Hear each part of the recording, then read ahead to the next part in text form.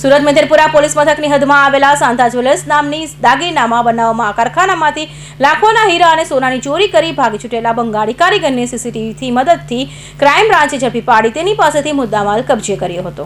મેધરપુરા Bhavani main road પર આવેલા સાંધા જ્વેલર્સ કારખાનામાં 16 જૂનની રાત્રે આ ચોરીની ઘટના બની હતી. કારખાનામાં કામ કરતો પશ્ચિમ બંગાળનો કારીગર સંજીવ સાધ્યા ઉર્ફે બપ્પન બીજા દિવસે સવારે કામ શરૂ કરવાના બહાને લોકરમાંથી સોનું અને હીરા કાઢી માત્ર 30 સેકન્ડમાં ફરાર થઈ ગયો હતો. થોડી જ વારમાં મેનેજર નીચે ફરતા સંજીવ ગાયબ હોવાનું જણાયું હતું. તપાસમાં લોકરમાં રાખેલા 111.565 ગ્રામ સોનું અને 62.38 કેરેટના હીરા સહિત કુલ 30.42 લાખથી વધુનો મુદ્દામાલ ગાયબ હોવાનું સામે આવ્યું છે. સુરત શહેરમાં મેધરપુરા વિસ્તારમાં સાંધા જ્વેલર્સ નામની એક ફેક્ટરી ઘરેણાં બનાવવાની એક ફેક્ટરી છે. એ ફેક્ટરીમાંથી એમને ત્યાં નોકરી કરતો સજીવ સાધ્ય ઉર્ફે બપ્પન સન ઓફ સ્વપ્ન સાધ્ય નામનો એમનો ત્યાં માણસ કામ કરતો હતો. એ 17/6/2026ના રોજ એને ત્યાંથી અલગ અલગ સોના ચાંદીના 111 ગ્રામ જેટલાના ઘરેણાં અને 64 ગ્રામ કેરેટના હીરા ચોરી કરીને અંદાજે 30-32 લાખનો મુદ્દામાલ ચોરી કરીને આમ જતો રહેલો હતો.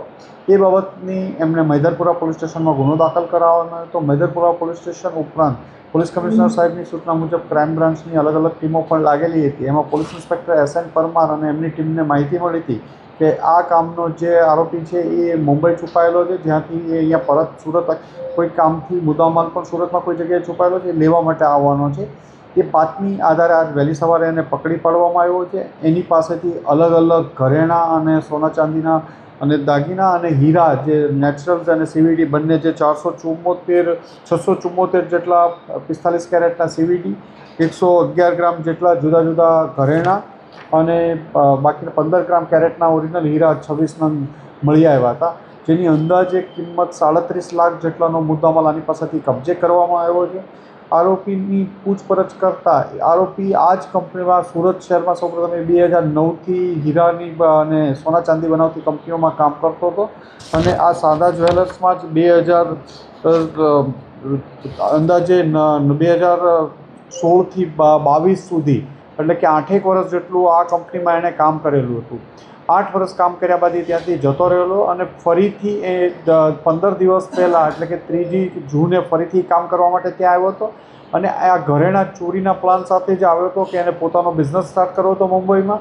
એટલે આ ઘરેણાં ચોરી કરી અને એ મુંબઈમાં પોતાનો ધંધો સ્ટાર્ટ કરવા માટે આ મુદ્દામાલ ચોરીને ભાગી ગયેલો હતો. આરોપીને પકડી પાડવામાં આવ્યો છે. એને બીજું આ દરમિયાન 22થી લઈ અને અત્યાર સુધીમાં બીજે ક્યાંય આવા બનાવ કરેલા છે કે નહીં એ બાબતની પૂછપરછ ચાલુ છે અને આગળની તપાસ માટે મેધરપુરા પોલીસ સ્ટેશન સોંપવામાં આવશે. અત્યારની એ બાબતની પણ અમે પૂછપરછ કરી રહ્યા છીએ કે આની સાથે આ ગુનામાં કોઈ અન્ય ઇસમ સંડોવાયેલો હતો કે નહીં. પ્રાથમિક પૂછપરછમાં એ પોતે એકલો તો એવું કહે છે, પણ એની પૂછપરછ ચાલુ છે. એના કબજામાંથી 37 લાખનો સોના ચાંદીના દાગીના અને હીરાના અલગ અલગ CVD અને નેચરલ હીરા પણ 700 નંગ જેટલા હીરા પણ મળી આવ્યા છે.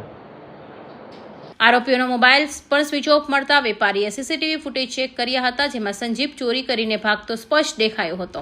વેપારી પ્રદીપ કુમાર માહિતે મેધરપુરા પોલીસમાં ફરિયાદ નોંધાવતા મેધરપુરા પોલીસ અને ક્રાઇમ બ્રાન્ચની ટીમોએ તપાસ શરૂ કરી હતી.